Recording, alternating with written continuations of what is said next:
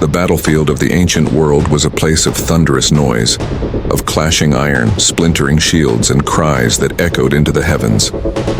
Yet in this brutal theater, one civilization stood apart, shaping the very nature of war itself.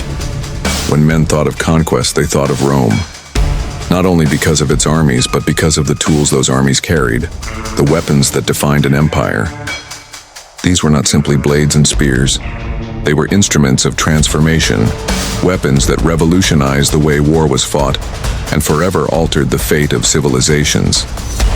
Picture a line of legionaries marching across the dust, their shields glinting under the Mediterranean sun, their weapons sharp, efficient, and utterly practical. To their enemies, these were not just soldiers. They were an unstoppable machine, and the weapons they bore were the gears that turned it. But how did Rome take the weapons of earlier civilizations and forge them into tools of domination? And how did these instruments of war allow Rome to build an empire that stretched across continents? Let us journey back into the heat of ancient battles, into the clang of swords and the tension of shield walls, to uncover how Roman weapons reshaped the art of war. At the heart of Rome's success was the gladius, a short sword with a deceptively simple design. Unlike the long, slashing blades of the Greeks or the barbarian tribes, the Roman gladius was built for thrusting. Just over 2 feet long, it was a weapon of precision, meant to pierce through armor and flesh with devastating efficiency. In the chaos of battle, where wild swings often left warriors exposed, the Roman soldier's gladius could slip past shields and sink deep into an enemy's body. The weapon was small, but it turned the Roman soldier into something terrifying, a disciplined killer who fought not with rage, but with methodical intent. The gladius was not wielded in isolation. It worked in harmony with another Roman innovation, the scutum, the great rectangular shield that dominated the battlefield. Taller than a man's torso and curved to cover his body, it transformed a legionary into a fortress of wood, iron, and resolve. Together, sword and shield created a deadly rhythm: defend, thrust, withdraw, advance. In the hands of a disciplined soldier, the gladius and scutum became extensions of Roman order itself. But what made the Romans different was not just the weapons they carried, but the philosophy behind them. Most armies of the ancient world relied on individual heroics, where warriors sought glory through personal combat. Rome rejected this. For them, weapons were not for individual honor, but for collective victory. The gladius was not meant for duels. It was designed to be effective when used by thousands of men fighting shoulder to shoulder, pressing forward in a relentless tide. Yet the Romans did not stop at the gladius. They perfected the art of ranged combat through the pilum, a throwing spear unlike any other. Unlike the heavy spears of their rivals, the pilum was crafted with a long, slender iron shank designed to bend on impact. When hurled against an enemy's shield, it penetrated deeply, rendering the shield useless and forcing the opponent to discard it. In the moments after the volley of Pila, Rome's enemies stood exposed, stripped of their defenses just as the legionaries charged forward with gladius in hand. It was a stroke of genius, not only a weapon of destruction, but of disruption. Imagine standing in the path of a Roman advance. The air fills with the whistle of Pila. Shields collapse under their weight. Panic spreads as soldiers struggle to fight without cover. And then the line of Romans arrives. Calm, disciplined, swords thrusting, shields locking, advancing step by step. The outcome was almost inevitable. Rome's mastery of weaponry was not born overnight. It was a legacy of learning, adapting, and reshaping what they encountered. The gladius itself was inspired by blades used by Iberian tribes in Spain. The pilum was refined over centuries of contact with neighboring cultures. The scutum evolved from earlier Italic designs, enlarged and reshaped to suit Rome's growing military needs. Rome was not a land of inventors. It was a land of perfectionists, turning borrowed ideas into instruments of empire.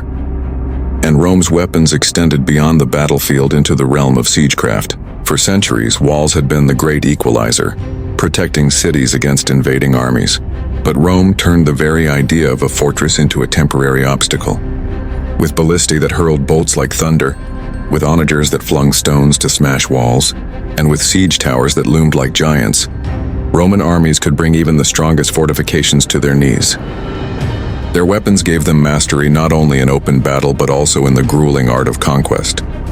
Consider the siege of Alesia in 52 BC. where Julius Caesar faced the great Gallic leader Vercingetorix. The Romans did not merely surround the city. They built two immense lines of fortifications, one to keep the Gauls trapped inside, and another to keep reinforcements out. Behind those defenses, Roman siege engines rained destruction, while the soldiers' weapons cut down any who dared to break through. It was not brute strength that won Alesia, but the synergy of weapons, engineering, and discipline. What truly set Rome apart was how these weapons were used within the framework of strategy. The weapons themselves were deadly, yes, but in the hands of an undisciplined army, they would have been no more effective than those of Rome's enemies. The Romans drilled relentlessly. They taught their soldiers not only how to fight, but how to fight together. Every thrust of the gladius, every cast of the pilum, every step behind the scutum was part of a larger rhythm, a choreography of war that turned thousands of men into one unstoppable machine. And it was this machine that broke the pride of kings, humbled empires, and reshaped the map of the ancient world. But Roman weapons were more than tools of conquest, they were symbols. To the allies of Rome, they promised protection. To the enemies of Rome, they were instruments of terror. Even today, when one thinks of the Roman soldier, it is the image of the gladius and the scutum that comes to mind. These weapons did not merely kill, they built an identity, one of discipline, strength, and relentless ambition. Yet as with all things, time moved on. The gladius eventually gave way to the longer spatha, as Rome's cavalry grew more important and enemies changed their style of fighting. The pilum was replaced by simpler spears, easier to mass-produce in the declining empire. The weapons that once built an empire slowly faded, relics of a world that was itself crumbling. But their legacy endured. Medieval knights, Renaissance soldiers, and even modern military thinkers studied Roman weaponry and tactics. The principles of efficiency, discipline, and practicality that Rome embodied never disappeared. Weapons are more than steel and wood. They are reflections of the societies that forged them. Rome's weapons were born from a culture that valued order over chaos, discipline over glory, and collective strength over individual prowess. In every gladius thrust and every pilum volley, you can see the spirit of Rome itself, a civilization determined not only to survive but to dominate. As we stand today, looking back across the centuries, the story of Rome's weapons is more than a tale of ancient battles. It is a reminder of how tools, when shaped by vision and discipline, can change the course of history. From the fields of Spain to the forests of Germania, from the deserts of Africa to the walls of Jerusalem, the weapons of Rome carved a legacy into the very soil of the ancient world. They were not just instruments of war, they were the chisels with which Rome carved its empire. And so when we think of the power of Rome, let us not think only of emperors and senators, of marble monuments and golden triumphs. Let us remember the soldiers on the front lines, the weapons in their hands, and the way those weapons reshaped the destiny of civilizations. This is the story of how Roman weapons revolutionized ancient warfare. If you enjoyed this journey through the legacies of steel and discipline, make sure to like this video, subscribe for more tales from the world of ancient history, and continue with our next episode, where we uncover the hidden lives of Rome's gladiators. Until then, remember, the empire may have fallen, but its weapons still echo across